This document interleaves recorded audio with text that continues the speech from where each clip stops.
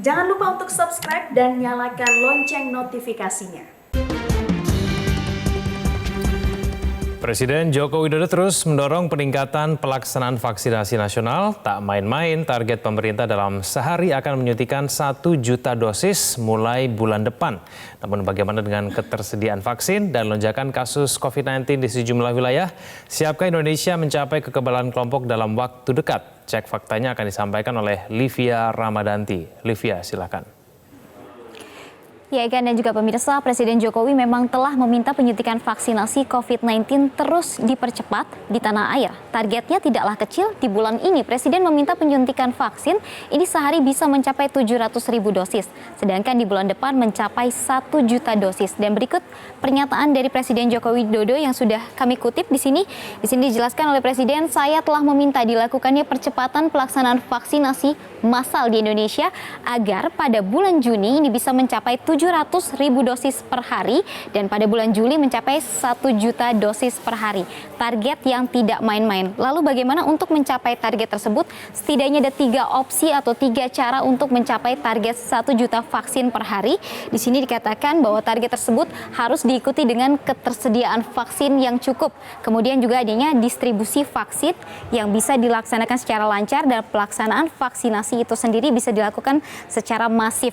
Dan kita lihat dari ketersediaan vaksin yang sudah dimiliki Indonesia ini ternyata jumlahnya sudah mencapai 94.728.000 lebih.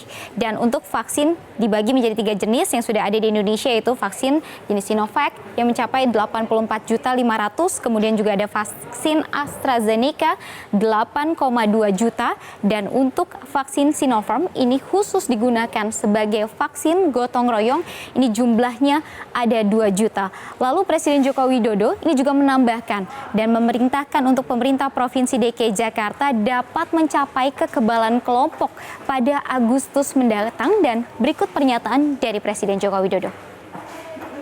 Saya juga tadi telah menyampaikan kepada Gubernur DKI untuk nanti di akhir Agustus target 7,5 juta penduduk di Jakarta harus sudah tervaksinasi.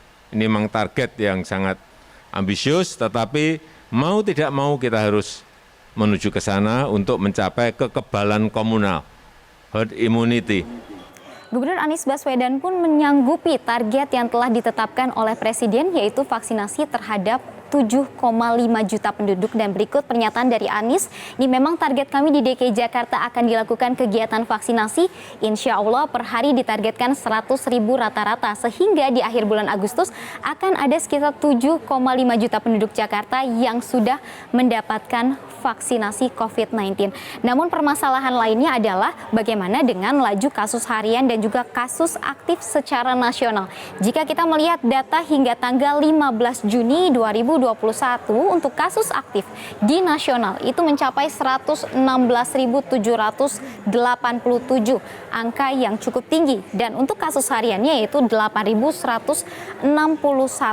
Dengan jumlah data vaksinasi per tanggal 15 Juni tepatnya pukul 12 waktu Indonesia Barat di sini menunjukkan bahwa untuk vaksinasi dosis pertama ini sudah ada sekitar 51,81% memang penduduk yang sudah divaksin, dengan total jumlah vaksin yang diberikan yaitu 20.900.000 lebih, dan untuk vaksinasi dosis kedua ini sudah diberikan hampir ke 28% dari target yang telah ditentukan pemerintah, yaitu sebesar 40.349.000 di tahapan ke-1 dan juga di tahapan kedua.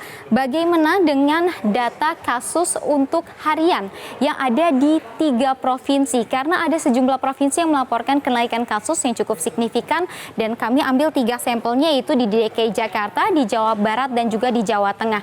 Di DKI Jakarta sendiri untuk kasus harian ini per harinya di tanggal 15 Juni dilaporkan ada sekitar 2.722, kemudian untuk di tanggal 14 Juninya kasus aktifnya ya ada sebesar 19.311, diikuti dengan Jawa Barat ini 1.500 per harinya, kemudian untuk jumlah kasus aktifnya 22.000, dan di Jawa Tengah ada 1.400 kasus untuk data harian, dan untuk kasus aktifnya yaitu 19.820. Perlu diingat dari kasus aktif ini 35% diantaranya harus dirawat di rumah sakit karena memang ada gejala yang harus mendapatkan perawatan dari fasilitas layanan kesehatan, sehingga jika jumlah data kasus aktif terus bertambah, ini juga akan mempengaruhi bed okupansi di setiap wilayah.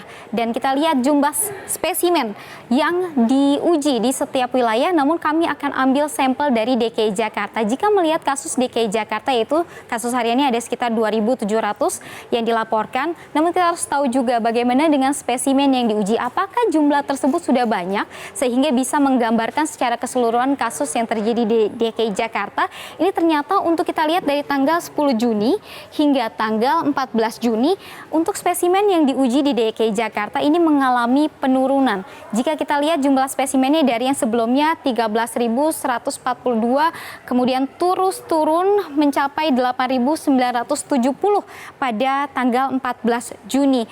Dan untuk jumlah tester atau jumlah tes yang diberikan ini juga terus menurun dari yang sebelumnya ada di angka 17.760 di tanggal 10 Juni, ini di tanggal 14 Juni kembali hanya mencapai 13.192, atau jika kita lihat positivity rate dari spesimen harian di tanggal 14 Juni adalah 31%, dan untuk di tanggal 10 Juni bisa dibandingkan ini ada di 24,2%. Jadi jumlah untuk spesimen harian yang diuji ini berbeda-beda dan cenderung mengalami penurunan, sehingga bisa dibilang untuk kasus harian COVID-19 di DKI Jakarta, kemudian untuk di wilayah lainnya, ini juga harusnya diikuti dengan jumlah spesimen dan jumlah tester yang lebih banyak lagi agar kita bisa mengetahui bersama seberapa banyak kasus COVID-19 yang dilaporkan, apakah sesuai dengan data di lapangan.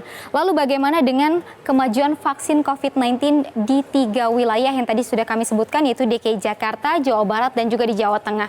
Ternyata untuk kemajuan vaksin di wilayah ini terbilang cukup masif, yaitu 62%. Namun ini untuk di tahapan ke-1 dan juga di tahapan kedua dengan target sekitar 3 juta orang yang akan divaksin di DKI Jakarta. Ini sudah mencapai 1.865.138. Ini yang sudah memperoleh vaksinasi tahapan pertama dan juga tahapan kedua atau dosis 1 dan dosis 2. Kemudian untuk di wilayah Jawa Barat ini baru 25% dari total target untuk di tahapan pertama dan tahapan kedua, yaitu 6,7 juta. Dan juga untuk di Jawa Tengah ini 26% yang sudah divaksin dengan target 8.595.595 orang yang menjadi target di tahapan 1 dan juga di tahapan kedua. Lalu bagaimana dengan tren occupancy rate atau bed occupancy rate yang ada di wilayah-wilayah yang melaporkan kasus penambahan atau kenaikan jumlah kasus harian? Jika kita lihat di DKI Jakarta, ternyata per tanggal 15 kemarin ini dilaporkan bahwa 75% ketersediaan tempat tidur atau ruang rawat ini di DKI Jakarta sudah mencapai 75%. Ini angka yang harus menjadi perhatian karena untuk dari standar WHO sendiri yaitu hanya di angka 60%. Dan di Jawa Barat ini juga bisa dilihat bahwa sudah di atas dari target atau batasan dari WHO, yaitu sudah sebesar 73,49%, begitupun juga di Jawa Tengah 66,89%, dan untuk di Jawa Timur ini adalah 31,57%. Untuk di Rumah Sakit Darurat COVID-19 Wisma Atlet kemarin sudah dijabarkan dan sudah dipresentasikan dari konferensi persnya, dikatakan bahwa jumlah dari total ruang yang tersedia atau bed occupancy rate-nya ada sebesar 5.994 dan hanya tersisa 994 tempat tidur saja untuk merawat pasien, dan jumlah saat ini sangat kecil, sisanya hanya sekitar 24,81%, sehingga ini perlu menjadi perhatian pemerintah karena ini sudah menunjukkan adanya tren peningkatan yang cukup signifikan sehingga mempengaruhi juga dari tren bed occupancy rate-nya. Lalu bagaimana dengan aturan yang kemudian diterapkan oleh pemerintah? Ternyata pemerintah akan kembali memperpanjang PPKM skala mikro di 34 provinsi. Kembali kami ingatkan bahwa PPKM skala mikro ini mengatur beberapa aturan, diantaranya adalah perkantoran ini harus menerapkan WFH dan WFO sebesar 50%, namun khusus untuk di zona merah ini 75% harus melaksanakan WFH. Kemudian untuk sekolah ini KBM daring dan juga luring bisa dilakukan di zona kuning dan zona oranye, namun untuk di zona merah 100% harus dilakukan secara daring. Dan untuk perguruan tinggi ini akan dibuka secara bertahap, tetap kembali melihat terkait dengan zona dari tiap wilayahnya. Kemudian juga ada restoran dan tempat makan 50% kapasitas dine-in dan akan dibuka sesuai jam operasional, yaitu hingga pukul 21 waktu Indonesia Barat, sama dengan pusat perbelanjaan. Lalu bagaimana dengan aturan lainnya? Aturan lainnya yang juga diatur adalah tempat ibadah kapasitasnya 50%, fasilitas umum kembali 50%, dan kegiatan seni hanya 25%, yaitu seperti bioskop, transportasi. Ini pengaturannya mengikuti kapasitas dan juga jam operasional. Dan terakhir adalah rumah sakit yang memiliki tingkat bed occupancy rate di atas 60%. Ini harus mendapat perhatian pemerintah dan akan dibantu oleh pemerintah pusat agar ketersediaan fasilitas layanan kesehatannya tidak lumpuh dan juga dapat memenuhi kebutuhan dari pasien COVID-19. Jadi kita harapkan dengan adanya upaya dari pemerintah untuk mempercepat vaksinasi COVID-19, ini juga bisa diikuti dengan adanya kesadaran masyarakat untuk terus menjaga dan juga menerapkan protokol kesehatan COVID-19 agar kita bisa terhindar dari COVID dan juga mencapai kekebalan kelompok. Untuk sementara, Egan. Baik, terima kasih atas informasinya, Livia Ramadanti.